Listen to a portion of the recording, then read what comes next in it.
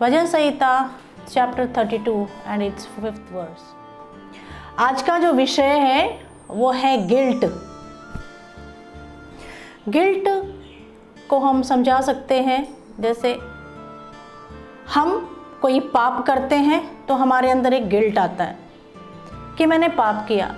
हम कोई गलत काम करते हैं तो एक गिल्ट आता है कि मैंने गलत काम किया। इस गिल्ट की भावना से ना तो अमीर आदमी बचता है ना गरीब आदमी बचता है, ना तो ताकतवर और ना कमज़ोर को ये गिल्ट छोड़ता है। चाहे देर या सवेर, कभी ना कभी अगर गलत काम किया होता है, पाप किया होता है, तो ये गिल्ट हीन भावना, इसका एहसास ज़रूर होता है। लेकिन कुछ ऐसे लोग हैं जिनको ये गिल्ट नहीं आता, जिंदगी भर नहीं आता। सबसे पहले आते हैं घमंडी, उसके बाद होते हैं दुष्ट, उसके बाद होते हैं पागल और उसके बाद होते हैं मूर्ख। उनको ये गिल्ट बिल्कुल भी नहीं आता। वो करते रहते जीवन भर। परमेश्वर के वचन के अनुसार नेगेटिव गिल्ट है और पॉजिटिव गिल्ट भी है। कौन सा अच्छा है और कौन सा बुरा है और हमारे आत्मिक जीवन में जहर घोल देता है। जैसे जब एक स्त्री पाप करते हुए फरीसी सदूकियों ने उसको गिरफ्तार करके यीशु के चरणों में डाल दिया और सारे के सारे दुनिया एक तरफ जो न्याय के ठेकेदार बनते थे कि उन्होंने कोई पाप नहीं किया, उन्होंने पत्थरों को उठाया और उस स्त्री को जिस वो पाप करते हुए पकड़ी गई थी उसको मारने के लिए सबने एकता करी और उन्होंने यीशु मसीह से कहा कि व्यवस्था में तो ऐसा लिखा है, कानून और नियम की पुस्तक में तो ऐसा लिखा है कि जो स्त्री या जो भी व्यक्ति व्यभिचार करते हुए पकड़ा जाए, इजराइल के अंदर उसको पत्थर मार मार करके जान से मार देना चाहिए। उस समय प्रभु यीशु मसीह कहते हैं, ठीक है, मैं भी न्याय की और व्यवस्था की, कानून की पुस्तक का पालन करने वाला हूँ, परंतु जितने भी लोग खड़े हैं उनमें से जिसने कभी पाप नहीं किया, एक भी पाप नहीं किया, वो इस स्त्री को पहला पत्थर उठा के मार सकता है। जितने वहां पर खड़े थे शास्त्री और फरीसी, सबके सब एक एक करके निकल गए। पहला था, उस पापिन स्त्री के अंदर गिल्ट था। दूसरा, उन शास्त्रियों के और फरीसियों के अंदर भी गिल्ट था। लेकिन जो गिल्ट उन फरीसियों के अंदर था, वो गिल्ट था, पाप तो किया है, परमेश्वर को पता है, यीशु मसीह को पता है, लेकिन मुंह छुपाने वाला गिल्ट था। उनको पता है कि वो गिल्टी है, उन्होंने पाप किया है, लेकिन वो कबूल नहीं कर रहे हैं और वो अपना मुंह छुपा करके एक एक करके निकल गए।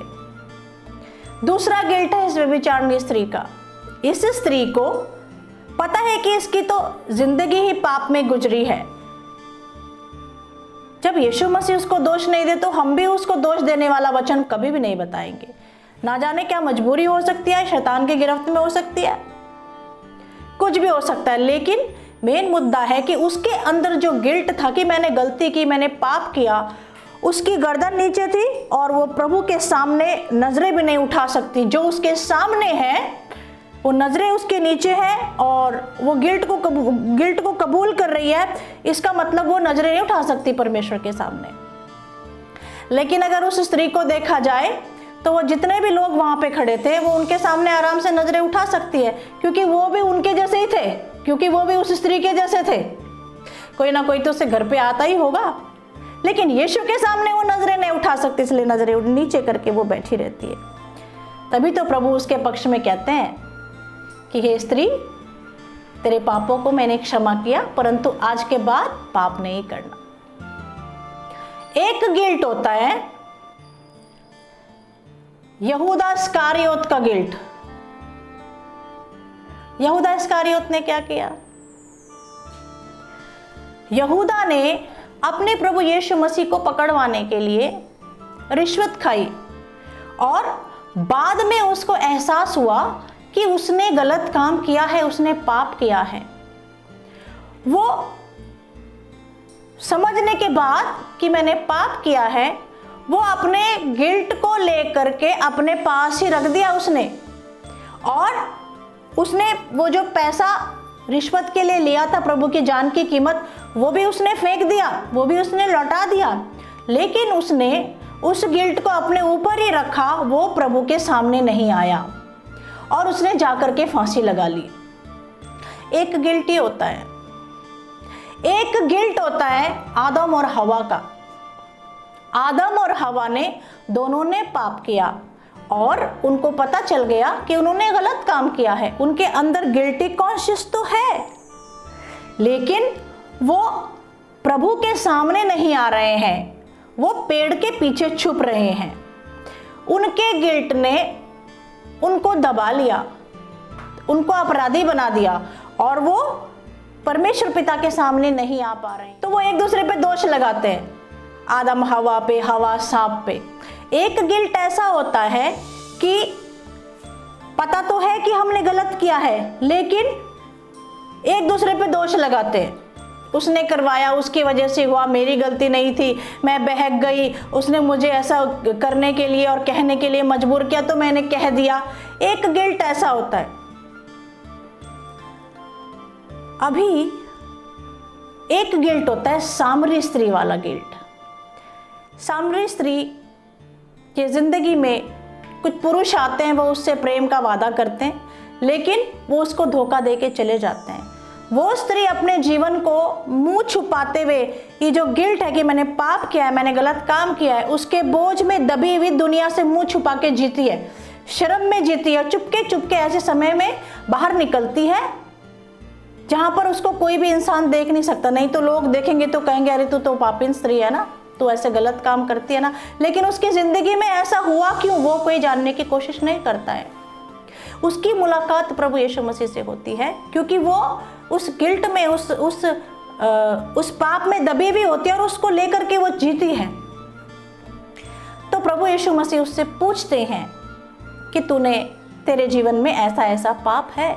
वो कहती है हाँ, मेरे जीवन में ऐसा पाप है। जब वो कहती है तो परमेश्वर उसकी कबूली के बाद उसको उस गिल्ट से, उस पाप की नेगेटिव भावना से परमेश्वर उसको दूर कर देते हैं। ये गिल्ट से आजाद हो जाती है और वापस अपने गांव में जाकर के यीशु मसीह के बारे में बताने लगती है कि एक व्यक्ति है जो भविष्यवक्ता है, उसने जो मैंने किया है वो उसने मुझ पर प्रकट किया है और अभी मैं वैसा नहीं करने वाली हूं। हमारे जीवन में भी इस तरह के ही गिल्ट होते हैं। हमने गलती की होती है, हमें पता चलता है, लेकिन हम या तो यहूदा इस्करियोत की तरह, जब पता चलता है कि हमने गलती की है, पाप किया है, उसमें दबते रहते कोई रास्ता नजर नहीं आता है और जाकर के सुसाइड कर लेते हैं, आत्महत्या कर लेते हैं। और जब पता चलता है सामरी स्त्री की तरह कि क्यों हम पाप किया है, हम गलत चीजों में जी रहे हैं, हमको पता होता है, गिल्ट में जीते रहते हैं हम, और उसको दबा अपने ऊपर बोझ लिए हुए उस गिल्ट का हम लोग जीते रहते और ऐसे ही जिंदगी खत्म हो जाती है। जब इंसान को पता चलता है कि मैंने गलत किया है, मैंने पाप किया है, पता तो सबको चलता है जो लोग भी गलत करते हैं या पाप करते हैं कि हमने गलत काम किया है, लेकिन शत्रु इतना धूर्त है, वो आपको इस गिल्टी कॉन्शियस के अंदर ले करके आपकी जिंदगी को खत्म करना चाहता है, या आपको मृत्यु देना चाहता है, या आपकी जिंदगी को नरक बना देना चाहता है। इन सब से आजाद करने के लिए परमेश्वर का वचन होता है। मरियम मगदलीनी को जब पता चलता है कि प्रभु यीशु मसीह उसके गांव में आए हैं, वो कितनी गिल्ट और पाप और उसको इस एहसास से भरी हुई है कि मैं कितनी बड़ी पापिन हूं, लेकिन उसके अंदर ऐसी हिम्मत आती है कि वो उठ के खड़ी होती है, रोती है, उस जगह पे जाती है, प्रभु के सामने आती है कि मैंने गलती की है, मैंने अपराध किया है। उसका रोना इस सब बातों की कबूली होता है। परमेश्वर ऐसी स्त्री को क्षमा करते हैं और उसके विरोध में अपने चेलों को डांटते हैं कि उसको कुछ भी नहीं कहने का। आज मसीह लोगों के अंदर भी प्रभु का जीवन हमारे अंदर है, उसके चलते भी हम लोग गिल्ट में जाते हैं, हमसे गलतियां होती हैं, हमसे पाप होता है। लेकिन शत्रु यहां पे बात करता है और वो कहता है तू प्रभु का बच्चा है, तू प्रभु की बेटी है, तूने इतना बड़ा पाप कर दिया, तेरे अंदर गिल्ट नहीं है क्या? और हमारे अंदर वो गिल्ट लेकर के आता है और जो गिल्ट वो लेकर के आता है उससे वो नष्ट करना चाहता है प्रभु के लोगों को। लेकिन प्रभु का वचन उस गिल्ट के द्वारा हमें नया जीवन देना चाहता है। जैसे अगर कोई गलती या पाप हमने किया है, पवित्र आत्मा हमको दिखाते हैं, तो उस पाप को मान करके, उस गलत काम को आपने किया है उसको मान करके प्रभु के सामने आना है। जब मैंने अपना पाप तुझ पर प्रकट किया और अपना अधर्म ना छिपाया और कहा मैं यहोवा के सामने अपने अपराधों को मान लूंगा, तब तूने मेरा अधर्म और पाप क्षमा किया। Praise the Lord. कुछ लोग कहते हैं हमने गलती की, हमसे गलती हो गई थी, हमसे पाप हो गया था, हमने अकेले अकेले में प्रभु से क्षमा मांग ली और प्रभु ही जानता है हमने क्षमा मांगी कि नहीं मांगी। अच्छी बात है, प्रभु ही जानता है। लेकिन सामने सामने आपने जो सबके सामने अपराध किया, सबके सामने जो आपने गलती की, सबके सामने दिख रही है, तो सबके सामने आपको आकर के बताना है कि मैं यहां गलत था और मैंने यहां पर पाप किया है। और अगर आपको कलीसिया के साथ मिलके चलना है तो सबको पता होना चाहिए, अगर वो बात सबके सामने प्रकट है कि आपने गलत काम किया है, तब पता चलेगा कि आपके अंदर वो गिल्ट आया और आप क्षमा मांगना चाहते हैं, प्रभु के साथ रिश्ता रखना चाहते हैं। आप कन्फेस करो, आपने पाप तो किया सबके सामने, सब लोग देख रहे हैं उसको, आपने गलत काम किया है और उसके सबूत भी है, और आप क्षमा मांग रहे हो अकेले में। मैंने परमेश्वर से क्षमा मांग ली। आप रहते तो कलीसिया में हो, परिवार का हिस्सा तो इसके हो, और आप कहते हो मैंने अकेले में क्षमा मांग ली। परमेश्वर का वचन तो कहता है जब तक तू अपने नाराज भाई को मना न ले तब तक भेंट लेके वेदी के पास मत, भेंट लेके तू वेदी के पास आएगा तो प्रभु तुझे कहेगा भेंट रख दे, वापस तेरे भाई को मना के आ। इसका मतलब क्या है? आपका पाप, आपकी गलती सबके सामने प्रकट है और आप क्षमा मांग रहे हो अकेले में आकर के, प्रभु भोजन को ले रहे हो, वचन को सुन रहे हो, और आपका एटीट्यूड क्या है? वो आपका एटीट्यूड क्या है? या तो आप पागल हो, या तो आप मूर्ख हो, या तो आप अहंकारी हो, या आप दुष्ट हो। इन चारों में से आप कोई हो कि आप कन्फेस नहीं कर रहे हो।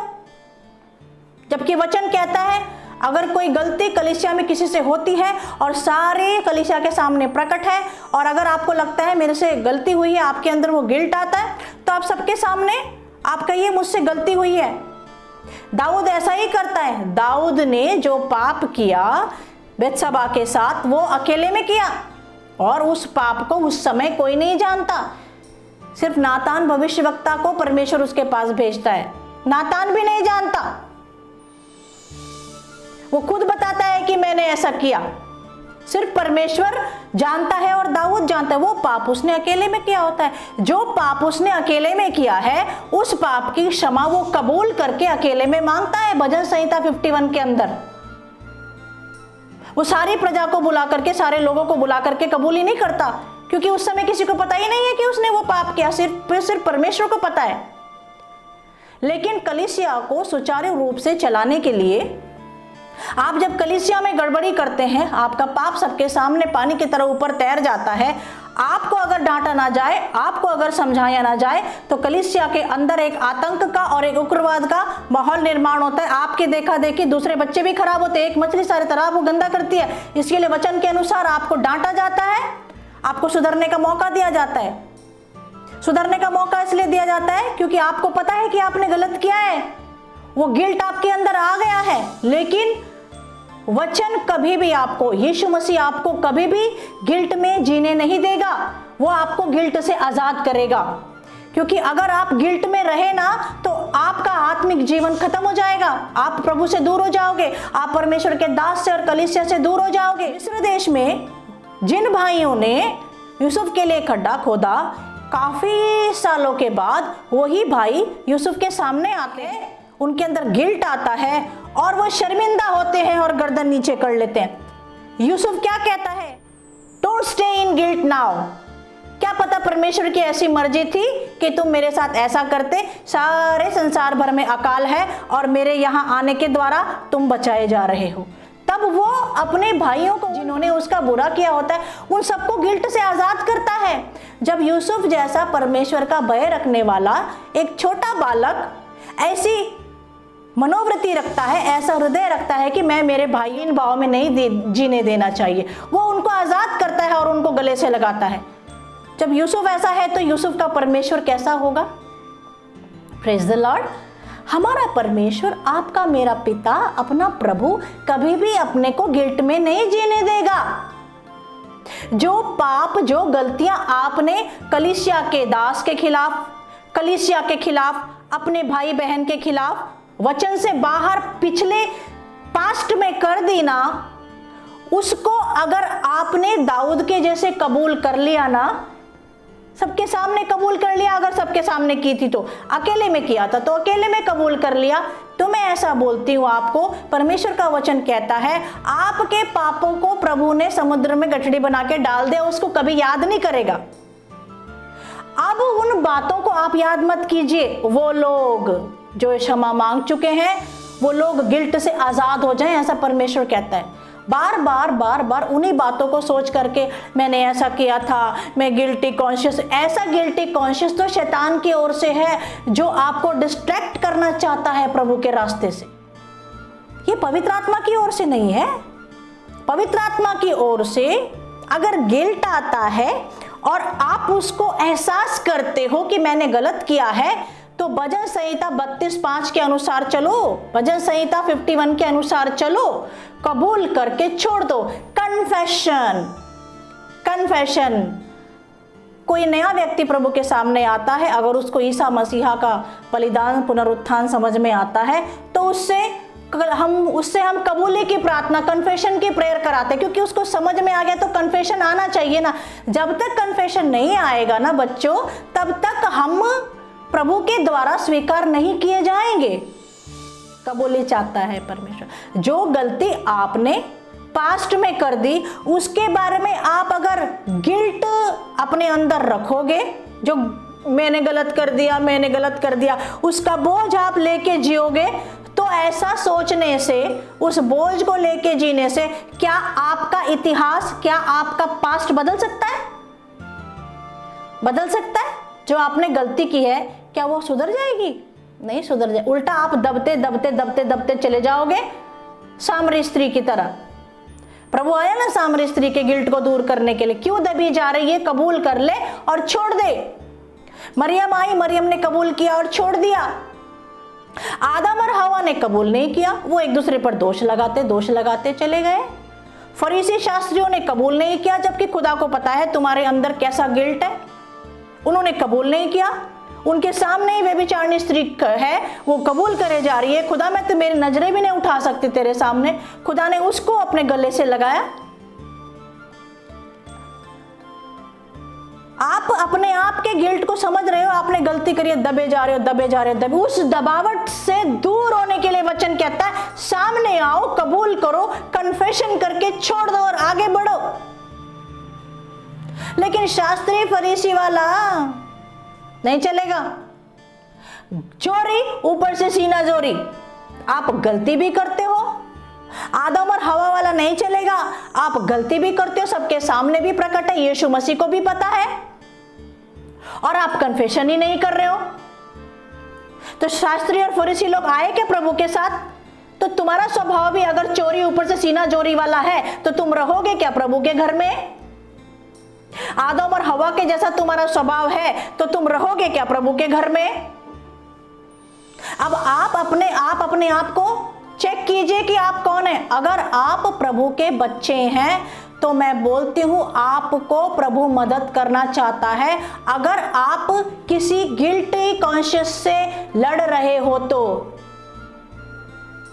अच्छी बात होती है गलती करने के बाद एक गिल्टी कॉन्शियस आना, मैं कुठा तरी चुकले, मुझसे किधर तो गलती हो गया। फाइंड इट आउट, उसको खोज करो कि आपने क्या किया है, और उसका रास्ता मैं बताऊं, सिर्फ और सिर्फ सारे प्रपंच के लिए प्रभु यीशु मसीह का रक्त है। इब्रियो 9:14। प्रभु यीशु मसीह हमारे कॉन्शियस में जो गिल्ट रहता है ना, उसका रक्त उसको भी दूर कर देता है, उठा करके पापी को खड़ा करता है। तो मूर्ख, पागल, घमंडी और दुष्ट व्यक्ति को हम वचन नहीं बता रहे हैं, बुद्धिमान को हम वचन बता रहे हैं, हमारे बच्चों को हम वचन बता रहे हैं, प्रभु भोजन में शामिल होने वाले बच्चों को हम वचन बता रहे हैं। यदि आपने पास्ट में कोई गलती कर ली और शैतान आपको कह रहा है यीशु मसीह में आने के बाद भी तूने गलती की, अभी तू योग्य नहीं है, नहीं, प्रभु का वचन कहता है प्रभु के सामने कबूल कर ले। और अगर तूने सबके सामने गलती की और तू पकड़ा गया है, सबको पता है कि तूने गलती किया है, तो तू सबके सामने कबूल कर ले, गलतफहमी को दूर कर ले और प्रभु से क्षमा मांग ले और कलीसिया के साथ जुड़ जा, परमेश्वर की मेज के साथ जुड़ जा, तब तेरा जीवन और अधिक आशीर्वादित होगा। यह गिल्ट किसी को नहीं छोड़ता, न बॉडी बिल्डर को, न कमजोर को, न गरीब को, न अमीर को। यहूदा इस्करियोत गिल्टी बना, मरियम मगदलीनी गिल्टी बनी, हाँ, सामरिया लेडी गिल्टी बनी, लेकिन अलग अलग तरह का गिल्ट था। शत्रु आपको दूर करना चाहता है परमेश्वर के घर से, शत्रु आपको आगे नहीं बढ़ने देना चाहता। सचमुच में मसीह जीवन एक बड़ा पारदर्शी ट्रांसपेरेंट जीवन है प्रभु के सामने। अगर हम परमेश्वर के सामने अपने गुनाहों को कबूल कर ले तो परमेश्वर बड़ा दयालु, कृपालु और न्यायी है, हमें क्षमा करता है और हमारे ऊपर कृपा के ऊपर कृपा के ऊपर कृपा करता है। गिल्टी एक ऐसी हीन भावना है कि इंसान को खड़े नहीं होने देती। हाँ, बीमार हो जाता है इंसान, मैंने ऐसे किया, मैंने ऐसे किया, मैंने ऐसे किया, मैंने ऐसे किया। कोई तो आपको गिल्ट में दबाता रहता है, दोष दोष दोष दोष दोष लगाता रहता है। नहीं, प्रभु कहता है मैं दोष लगाने के लिए नहीं आया। प्रभु कहता है मैं तुमको कबूली करवाने के लिए आया हूं, क्योंकि सारा संसार अगर कहे कि हमने कोई पाप नहीं किया, परमेश्वर का वचन क्या कहता है? सारा संसार परमेश्वर के सामने दोषी है। सिर्फ प्रभु ही है जो सारे संसार को दोषी ठहराएंगे। शास्त्री फरीसी जैसे नियम के ज्ञाताओं को प्रभु ने दोषी ठहराया, ताकि उनका दोष दिखाया, ताकि वो क्षमा मांगे। बाबा तुम भी इस व्यभिचारिणी स्त्री के जैसे कहीं ना कहीं पर गलती कर रहे हो, लेकिन वो तो चोरी, ऊपर से सीना चोरी। आदम हवा दोष, ये गलत है, ये गलत है। ऐसे लोगों का प्रभु के साथ मेल मिलाप कैसे हो सकता है भला? हाँ, गलती होती है, प्रभु में आने के बाद भी इंसान गलती करता है, लेकिन कबूल कर लो। अकेले में करी तो बोलो मुझसे गलती हुई, सबके सामने करी तो उसको सॉरी बोलो, जाके गलतफहमी दूर करो और जुड़ जाओ कलीसिया के साथ। परमेश्वर आपको आशीर्वादित करना चाहते हैं। अरे अक्सर बच्चे अपने पेरेंट्स को ऐसे गिल्टी कॉन्शियस में लेके आते हैं, तुमने क्या किया हमारे लिए, उसका डैडी अच्छा है, उसकी मम्मी अच्छी है। पेरेंट्स पता नहीं कैसे होते हैं कि उस गिल्टी कॉन्शियस में आ जाते हैं कि जैसे कि हमने कुछ किया ही नहीं होता बच्चों के लिए। क्यों? आपको नहीं पता क्या आपने क्या किया अपने बच्चों के लिए? पत्नी अपने पति को गिल्टी कॉन्शियस में लेके आती रहती है, पत्नी अपने पति को गिल्टी कॉन्शियस में लेके। ये प्रभु का स्वभाव है क्या? ये प्रभु के लोगों का स्वभाव है क्या? दो मैंने नहीं तूने, ये प्रभु का स्वभाव है क्या? ये प्रभु का स्वभाव नहीं है। प्रभु का स्वभाव बिल्कुल नहीं होता ये। तो शैतान आपको दबाना चाहता है, आपके अंदर गिल्टी को लेकर के आना चाहता है। गिल्टी कॉन्शियस आना अच्छी बात है अगर आप उससे प्रेरित होकर के अपने पापों की क्षमा मांगते हो, कन्फेस करते हो। लेकिन पता चल गया हम गलत है, लेकिन मुंह छुपा रहे हो, शास्त्री फरीसी के जैसे मुंह छुपा रहे हो, आदम हवा के जैसे, फिर तुम्हारा कुछ नहीं बनने वाला। पाप करने के बाद, गलती करने के बाद गिल्ट आता है इंसान के अंदर। उसके पॉजिटिव और नेगेटिव परिणाम दोनों हो सकते हैं। अगर आप उसको पॉजिटिव लेना चाहते हो तो क्षमा मांगो, पश्चाताप करो, प्रभु के घर के साथ जुड़ जाओ। अपने आप को दोष मत दो और जो बीत चुका उसको याद मत करो। लेकिन जिन्होंने ना क्षमा मांगी, जिन्होंने ना कबूली करी, उन लोगों का हाल सुसाइड, हार्ट अटैक, जूदा इस्करियोत, शास्त्री फरीसी, एडम एंड ईव छुप जाते हैं। वो कब तक छुपोगे? कब तक छुपोगे? यहीं पर गुनाहों की कबूली का मौका है, ऊपर नहीं। अगर तुमने मसीह कहलाते हुए भी अपने गुनाहों की कबूली नहीं की तो तुम स्वर्ग लोक में न्याय के दिन प्रभु पर विश्वास ना करने वाले लोगों की लाइन में खड़े होगे, क्योंकि तुम्हारा कर्म अभी भी वैसा ही है। एक भेंट है, एक सुंदर उपहार है पवित्र आत्मा हमारे अंदर, जो हमारे अंदर एक पॉजिटिव गिल्ट का निर्माण करती है और हम अपने पापों को वचन के द्वारा देख लेते हैं। अरे हाँ, सच्ची तो है, सच्ची तो है। अपने आप से सच बोलो, अपने आप से सच बोलना सीखो तो खुदा के सामने भी सच बोलोगे। घमंडी, दुष्ट, मूर्ख और पागल। पागल को कोई छेड़ेगा क्या? मूर्ख को कोई वचन बताएगा क्या? सुअर के सामने मोती डालेगा क्या? अहंकारी को कोई कुछ बताएगा क्या? अहंकारी बात को सुनने से पहले अपनी आज का ये वचन आपके अंदर पॉजिटिव गिल्ट को पैदा करे। आमीन। अपनी अपनी गलतियों को माने, कबूल करें। किसी का दिल दुखा के, किसी के साथ रेप करके, किसी को जादू मंत्र से किसी के ऊपर जादू मंत्र करके अपना बना के, हाँ, किसी के घर में चोरी करके, किसी के बच्चे को गाली दे के तुम्हारे अंदर गिल्ट नहीं आता? परमेश्वर के सामने लूसीफर के जैसे आंखें उठा के क्रॉस क्वेश्चनिंग करके आपको गिल्ट नहीं आता? ऐसे लोगों के तो मैं बिल्कुल फेवर में नहीं हूं। मूर्ख और अहंकारी लोग हैं। हाँ, गलती हो गई ना, बोलो परमेश्वर को। हर पल अपने जीवन को प्रभु के साथ सही रखो,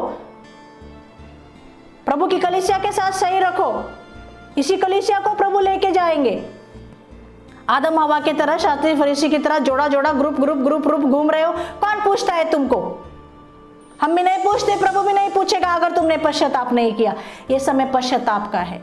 गिल्ट से परमेश्वर तुमको दूर कर रहा है। तुम्हारे अंदर हीन भावना पाप के द्वारा जो आ गई है, उससे तू दब ना जाए, उससे तेरा आत्मिक जीवन खराब ना हो जाए। बेटा क्षमा मांग ले, सबके सामने हुआ तो क्षमा मांग के आगे चल। जिसके अंदर पवित्र आत्मा है उसके अंदर वचन जरूर काम करता है। यीशु मसीह की कोई भी संतान गिल्ट में जिए प्रभु नहीं चाहते। गिल्ट को दूर कर, झटक दे, दाऊद के जैसे, मरियम मगदलिनी के जैसे। अगर तू गिल्ट में जी रहा है पाप करने के बाद, सामरी स्त्री के जैसे झटक दे। यीशु कहते हैं, छोड़ मेरे, मैं तुझे जीवन जल का बहता हुआ सोता बना दूंगा। आपको परमेश्वर जीवन जल का बहता हुआ सोता बनाना चाहता है।